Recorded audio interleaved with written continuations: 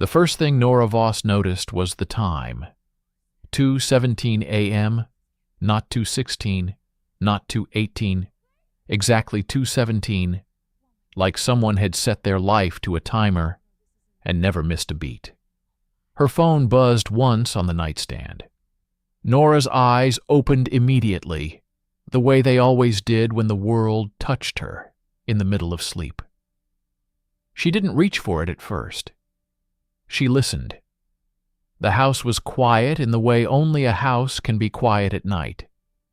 Quiet layered with small noises you don't hear in daylight. The refrigerator click, the faint hum of the heater, the soft settling of wood. Then the phone buzzed again. She exhaled through her nose and turned her head. The screen glowed in the dark. Unknown. One new message. Nora's hand hovered over it. Unknown numbers after midnight were usually wrong number scams, or those automated "your package is delayed" things that tried to steal your bank login. She knew all the tricks. She'd become careful after the funeral. Grief made you fragile, and fragile people attracted the kind of attention that fed on it. But there was something about the vibration pattern. 2 short pulses, then a pause, then one longer pulse. That made her stomach tighten, because it was familiar. It was how Elias used to text her from the other room when he didn't want to wake their daughter. Nora swallowed hard and tapped the notification. A single sentence appeared on the screen. "Don't turn on the lights." Nora's breath caught. She sat up slowly, listening again. Nothing moved, no footsteps, no creak on the stairs, just the steady rhythm of her own heartbeat rising. Her thumbs trembled as she typed. "Who is this?" The response arrived immediately, as if it had been waiting. "It's me." "Stay quiet. Check the kitchen camera." Nora's hands went cold. They had a kitchen camera, one of those cheap indoor security things she'd installed after the break-in attempt last winter. It was pointed at the back door and the hallway. She barely checked it anymore. It just sat there, like a small, plastic promise. She looked at the phone, looked toward the bedroom door. Then she typed, "Elias?" The phone buzzed again. "Yes?" "Don't say my name out loud." Nora's mind rejected it like a body rejecting poison. Elias Rainer was dead. He had been dead for 3 years and 8 months. That was long enough for the world to move on. Long enough for their daughter to stop asking questions every week and start asking them only on days when the sky looked a certain way. Long enough for Nora to learn how to drive past the cemetery without pulling over. There had been a closed casket because of the condition of the remains. A fire, an explosion, a work accident at the repair yard by the river. There had been an official report and a settlement, and a stack of forms in a folder Nora still couldn't open without her throat tightening. Nora stared at the message until the words blurred. Then another message arrived. "I'm downstairs." A thin line of cold moved through her body. The heater clicked. Nora's eyes flicked to the bedroom door again. Another buzz. "And I'm not alone." Her vision narrowed. Her mouth went dry.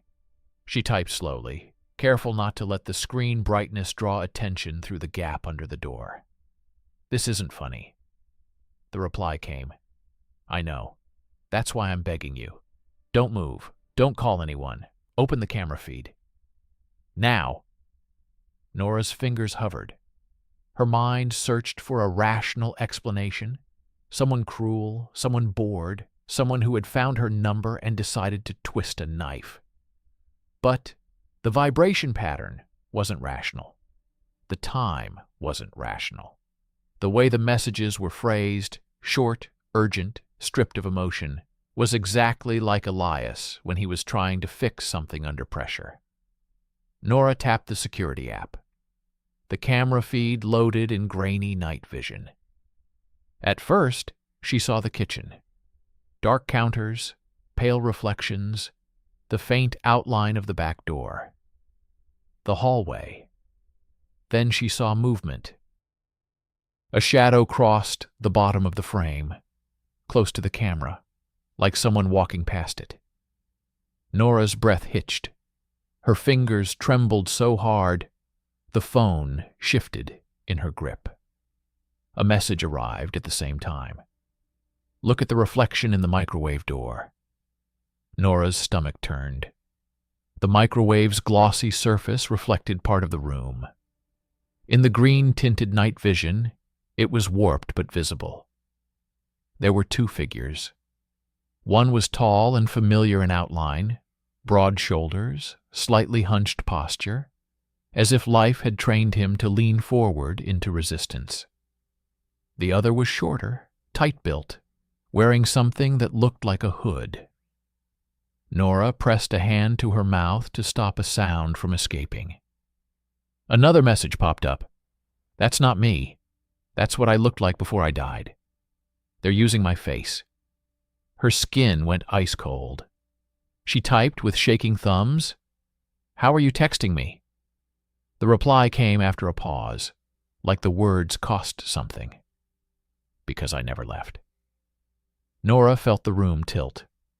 "What does that mean?" she typed. The phone buzzed again. They buried a story, not a body, and they did it inside this house. Nora stared at the text until her eyes burned. Then downstairs, something thumped, soft, like a cabinet closing. A careful sound. Her daughter, Ivy, slept in the next room. Nora's heart slammed against her ribs. She typed fast. "My child is here." A message appeared immediately. "I know. That's why you have to stay where you are. If you go downstairs, you'll give them what they want." Nora swallowed hard. What do they want? The answer came in two words. The folder. Nora's stomach dropped.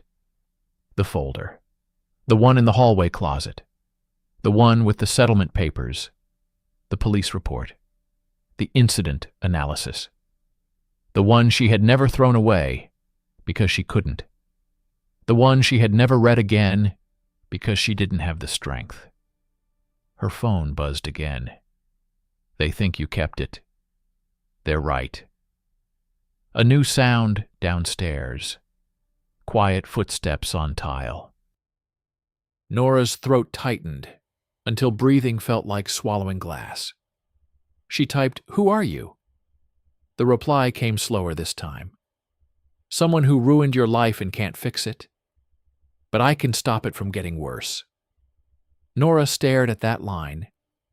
Then another message appeared, and it hit her harder than any of the others.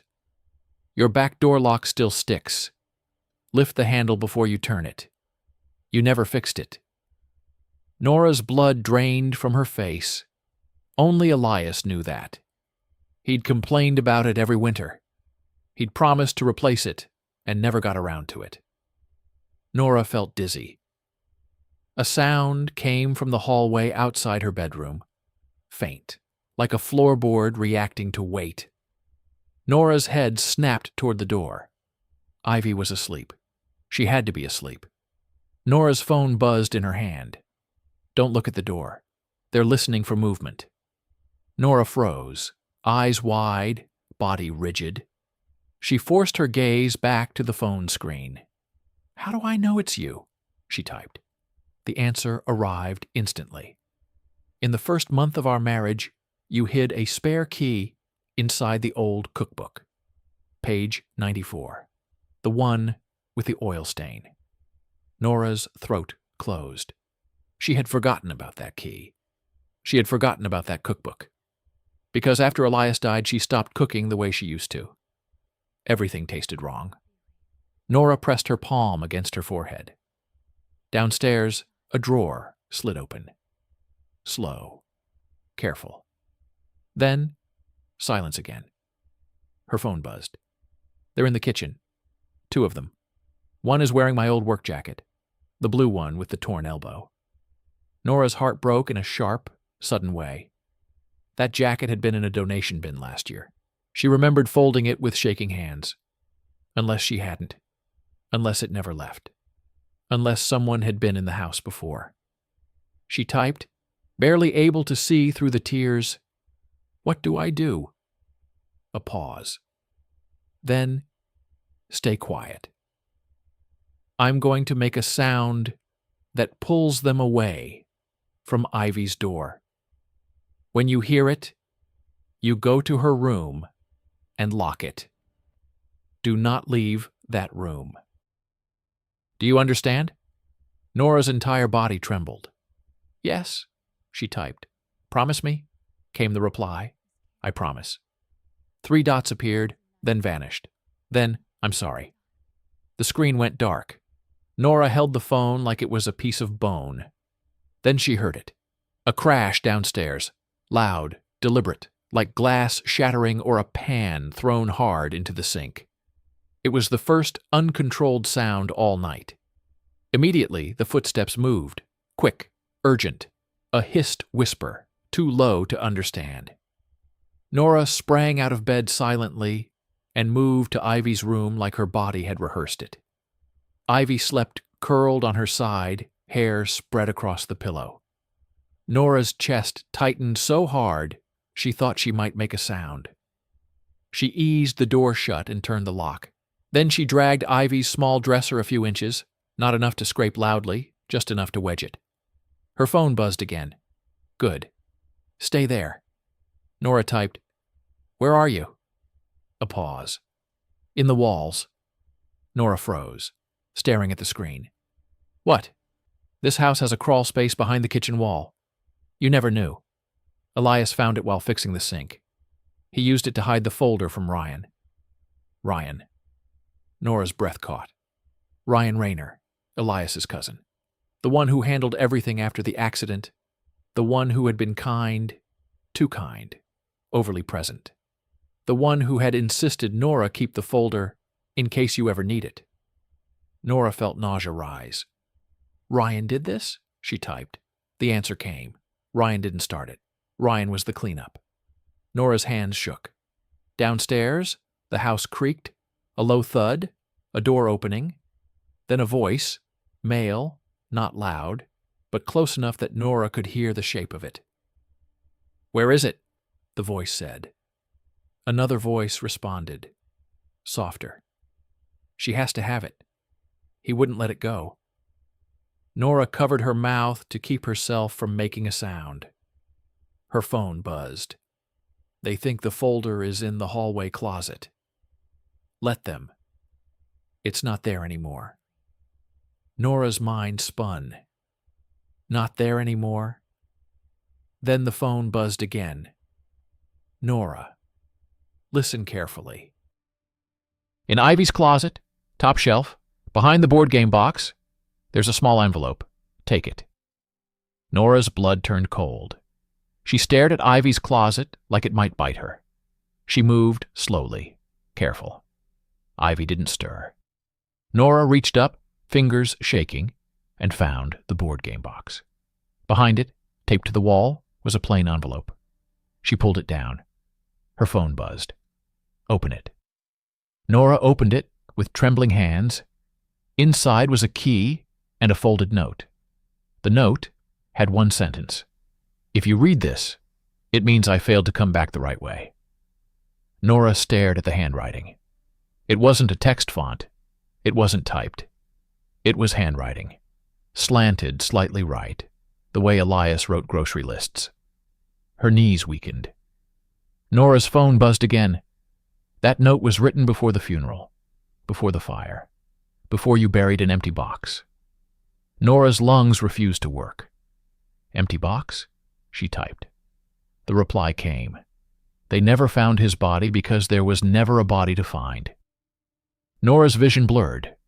Downstairs, a cabinet slammed. A curse. Another thud. Her phone buzzed. They're getting frustrated. That's dangerous. Nora clutched the envelope and whispered, barely audible, "Elias." Her phone buzzed again. "Don't say my name." Nora swallowed a sob. "What is this key?" The answer arrived with cold clarity. Your basement door, the one you've never opened. Nora stared at Ivy, still sleeping, and felt terror spread through her chest like ink in water. I don't have a basement, she typed. A pause. Then, you do. You've just never been told about it. Nora squeezed her eyes shut. This was insane. This was impossible. And yet the key was real in her palm. The note was real. The handwriting was real. A louder noise downstairs. Someone slamming the back door, testing it, struggling with the sticky lock. The handle lifted. The deadbolt clicked. Nora's stomach dropped.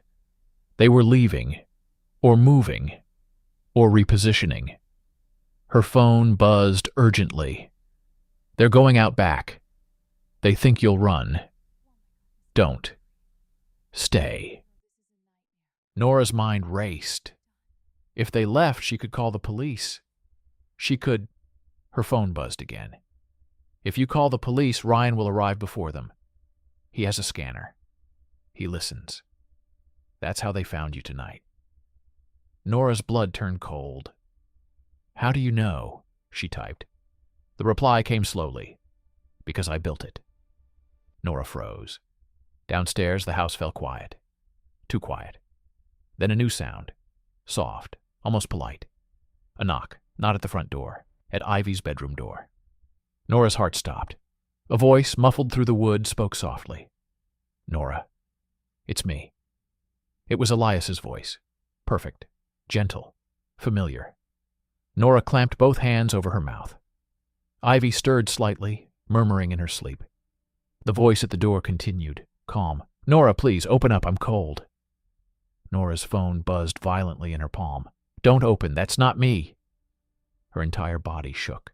The voice at the door changed, barely, just a hair sharper. Ivy? It said softly. Sweetheart, it's Dad. Ivy shifted, eyes fluttering. Nora moved fast, pressing a hand gently against Ivy's cheek, whispering, Shh. Sleep. Ivy mumbled and turned away. The voice outside paused. Then it spoke again, calmer, practiced. Nora, I know you're scared, but you don't have to be. I came back for you. Nora's vision blurred with tears and terror. Her phone buzzed. He's using recordings. He has hours of my voice. He's been building a mask for years. Nora's breath shook. Who is he? She typed. The reply came. The one you let in after the funeral. Nora's mind flashed to the weeks after the fire, how she couldn't function, how people brought food and offered to help with paperwork. And one person had been there every day, sitting at her kitchen table, making calls, handling everything. Ryan. Nora's skin went cold. The knock came again, gentle, then slightly harder. Nora, the voice said. Please. Nora's phone buzzed. He thinks you'll break. Don't. If you hold out, he loses. Nora typed with trembling thumbs. What do I do now? A pause. Then, take the key.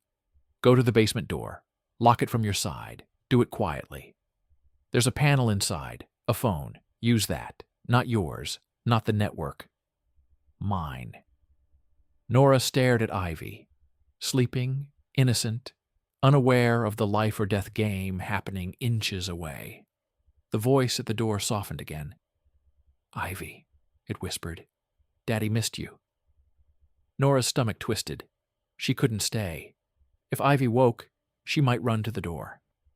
Nora moved quickly but silently, lifting Ivy into her arms. Ivy murmured, half asleep, head falling against Nora's shoulder. Nora carried her out of the room, down the hall, toward the staircase leading to the lower level.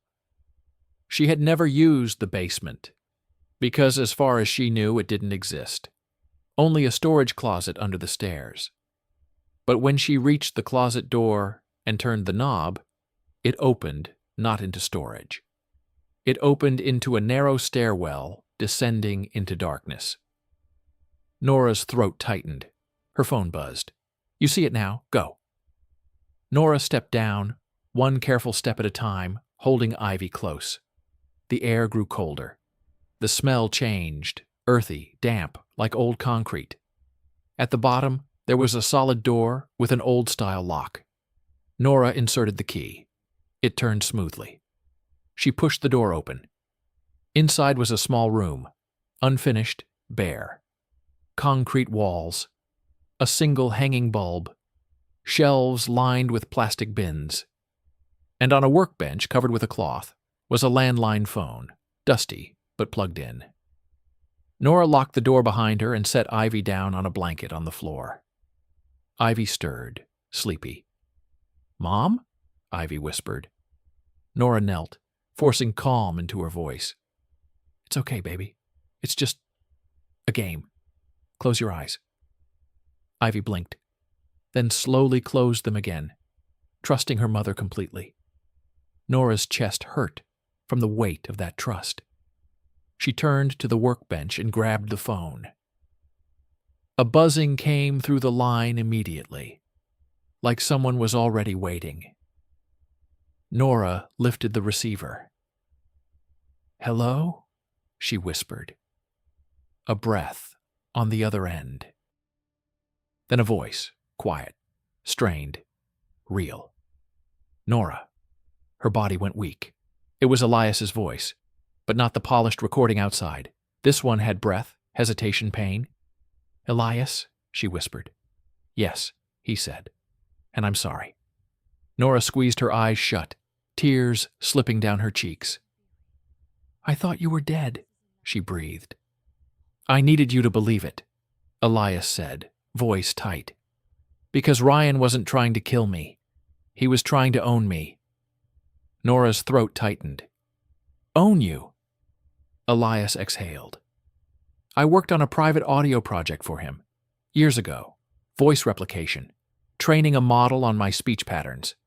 It was supposed to be for customer service. For accessibility. He told me it was ethical." Nora's stomach turned. Elias continued. "He used my voice to sign contracts, to approve transfers, to make it look like I agreed to things I never agreed to. When I found out, he panicked. He couldn't let me talk." Nora whispered, "So he staged the fire." Elias's silence was answer enough. Nora's hands shook around the receiver. "Where are you?" Elias's voice lowered.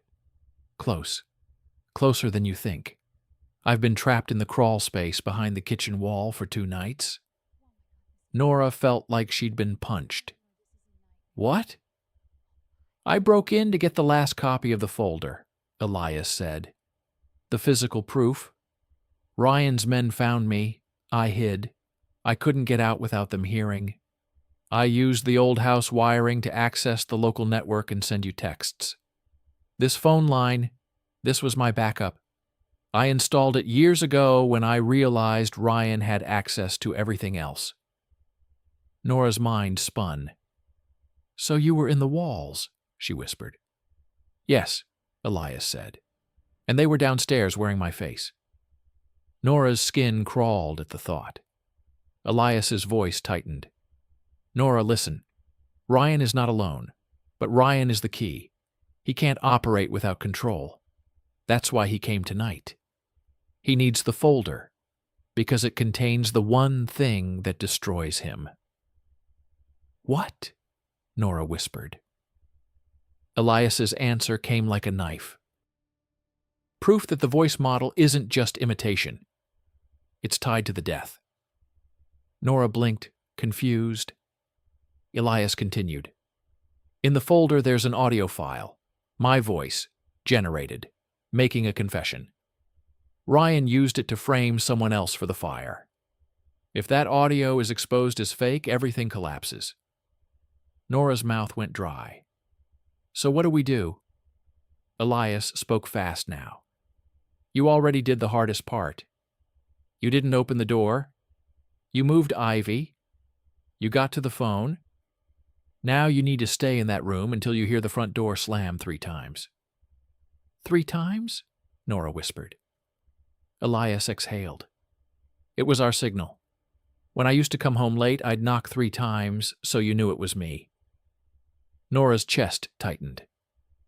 "And Nora," Elias added, voice breaking slightly, "if you hear my voice outside again, ignore it. Promise me."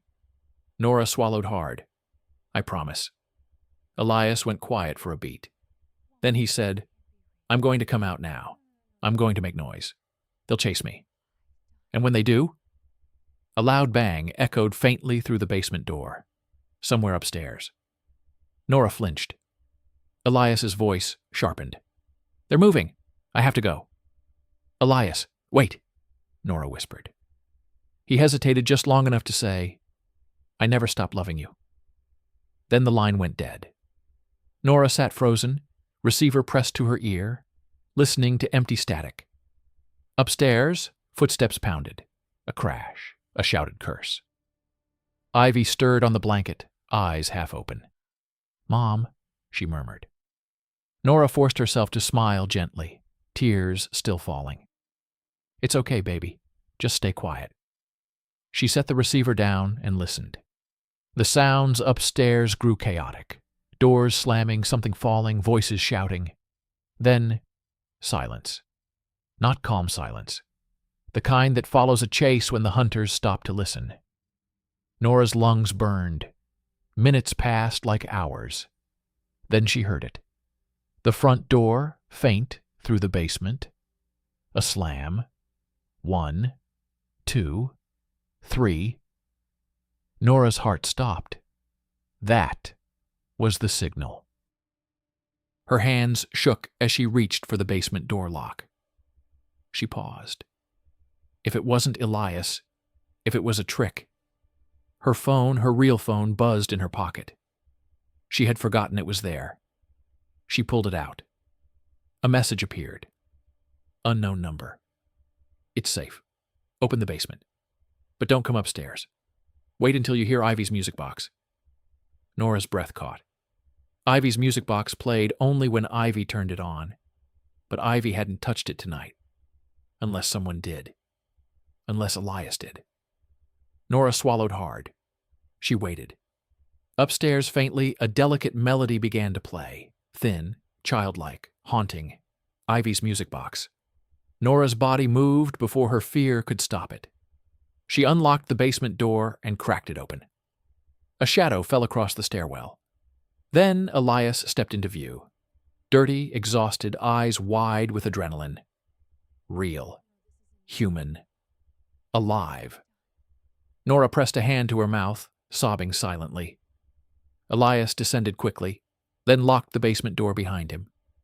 He knelt in front of Ivy, brushed a hand gently over her hair, then looked back at Nora. "I'm sorry," he whispered again. Nora's voice shook.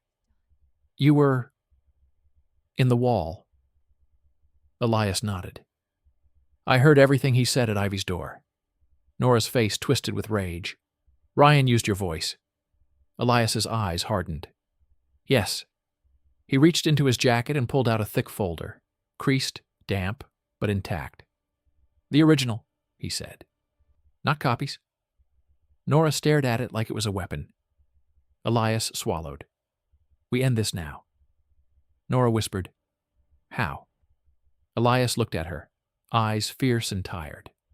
"By doing the one thing Ryan never planned for," he said. "We tell the truth to someone he can't control, while he's still in the house." Nora froze. "He's still here." Elias nodded once. "He's upstairs. He didn't leave. He's waiting for you to come out. He thinks you're scared." Nora's hands clenched. Elias lowered his voice. "He thinks you're alone." Nora's eyes narrowed. "Then we make him wrong," she whispered. They didn't call the local police. They called the state investigator Elias had been secretly feeding information to for months, the same one whose number was taped beneath the workbench. When the investigator answered, Elias spoke with a calm that sounded like practiced survival.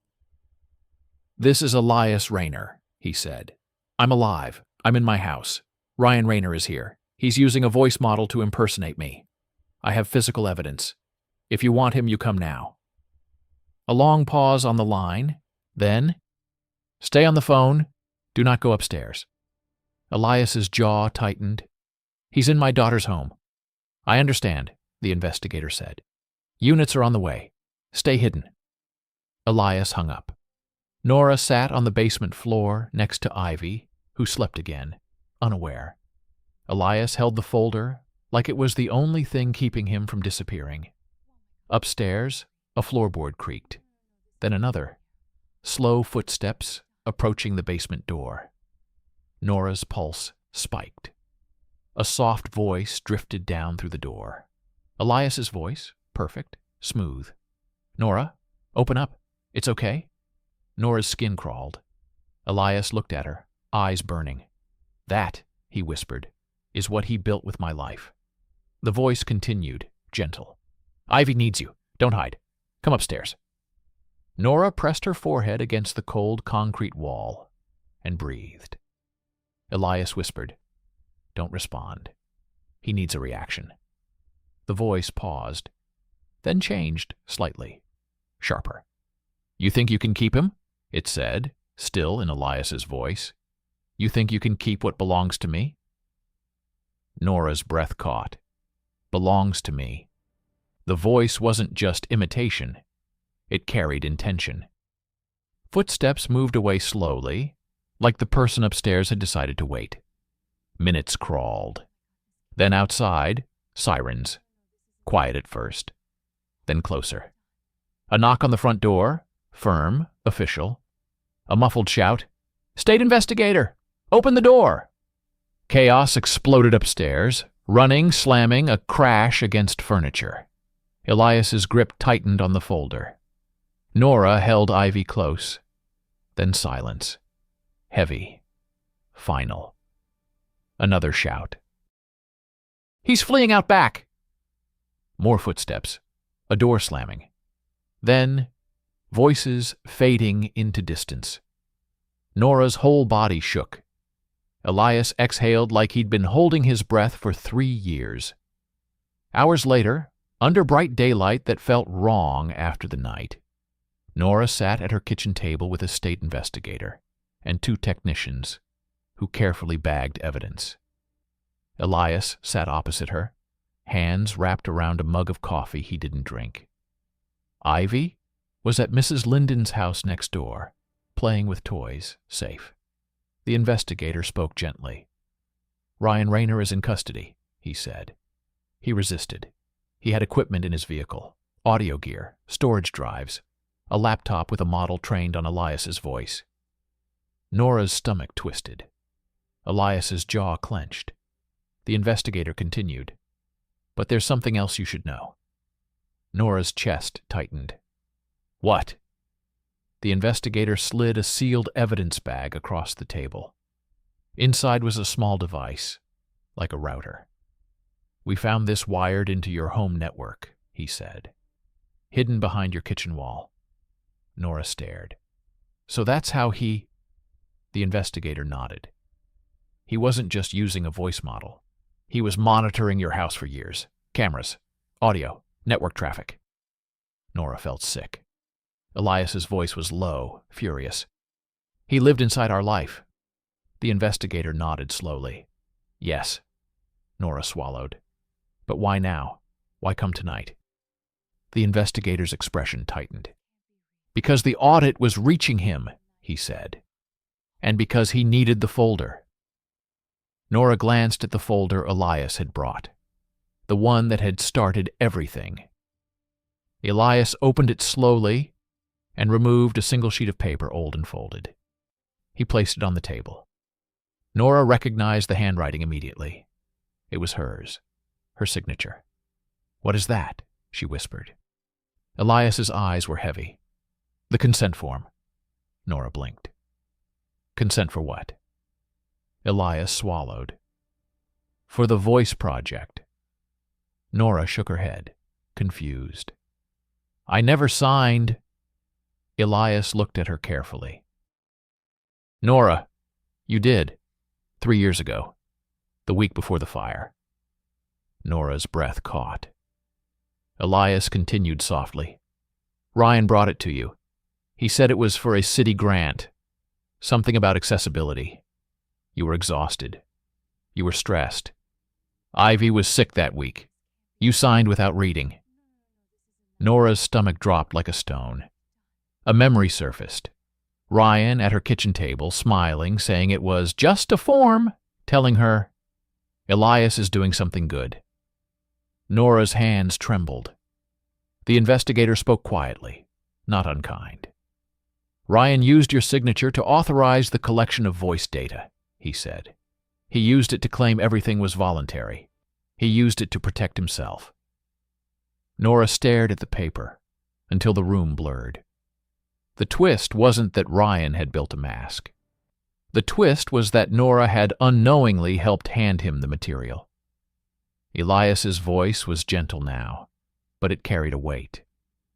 You didn't know, he said, but he wanted you to be part of it, because if you were, you'd never suspect, and if it ever came out, he could say you consented.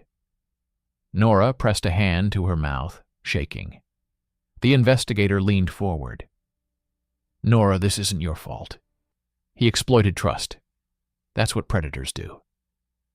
But Nora felt something deeper than guilt. She felt clarity. Because the message she received wasn't just from a dead husband. It was from a life she had been living without realizing someone else had been editing it. Elias reached across the table, slowly, carefully, and rested his hand near hers, not touching, giving her the choice. Nora looked at him, tears filling her eyes. I believed you were dead, she whispered. Elias nodded, eyes wet. I know. Nora swallowed hard. And he used your voice to try to make me open the door. Elias's jaw tightened. Yes. Nora's voice steadied into something sharp. But I didn't. Elias's eyes met hers. No, he said, quietly. You didn't. That night, after the investigators left, after the technicians removed the hidden device from the wall, after Ivy came home and fell asleep, safe in her bed, Nora and Elias sat on the living room floor with the lights on. Real lights. No shadows. No whispers through doors. Just two people trying to sit in the same reality again. Nora stared at the patched section of drywall where the device had been hidden. It looked ordinary now. Fresh paint. A clean line. You were really in the walls, she whispered, as if saying it again might make it less insane. Elias exhaled. I listened to him speak in my voice to my child, he said, and his hands tightened. I wanted to come out and tear him apart. Nora's chest tightened. Why didn't you? Elias looked at her. Because you were strong enough to not open the door. Nora swallowed a sob. I almost did. Elias shook his head. But you didn't. That's the difference between fear and surrender. Nora stared at the floor. And I signed the form. Elias's voice softened. You didn't sign a betrayal. You signed a lie you didn't know was a lie. Nora closed her eyes, tears falling silently. Elias sat close enough that she could feel his warmth again, but he didn't force contact. He waited. Finally, Nora whispered, So what was the message, really? Elias frowned. What do you mean? Nora looked up, eyes steady now. The first text, she said. It said, You didn't change the lock. Elias's expression tightened. Nora continued, voice quiet but sharp. That wasn't just a warning. That was you. Elias swallowed. Yes. Nora's breath shook. You were telling me you knew me.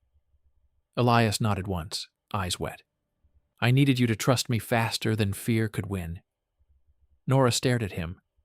Then, for the first time, a different kind of anger rose in her. Clean, focused. Promise me something, she said. Elias looked at her. Anything. Nora's voice was steady. No more secrets. she said. No more for your safety.